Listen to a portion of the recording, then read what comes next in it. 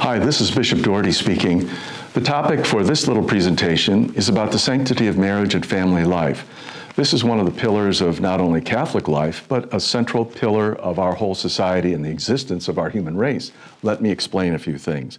For us Catholics, in a sacramental sense, we understand that marriage between a man and a woman reflects the relationship between Christ and the Church.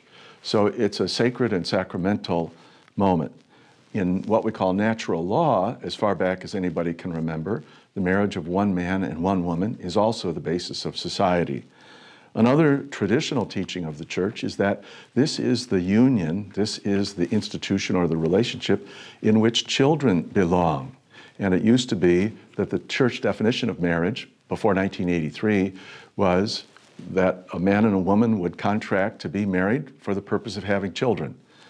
Things got a little more expanded by the Second Vatican Council, and our laws reflect a union of hearts and goals and faith, and it's a larger definition today, and certainly of love. People would say, well, why do you insist on children in marriage? Well, the Church, in a natural sense, wonders if we don't have people assigned to take care of the children, apart from any government power or indication, then governments take over that power.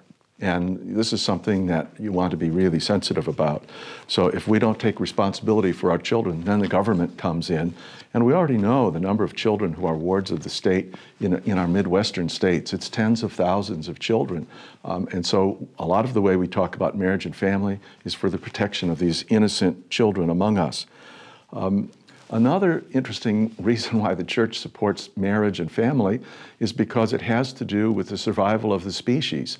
I know that a lot of people don't read all of our church documents or don't read them all the way through, but we're never concerned just about the relationship of individual men and women.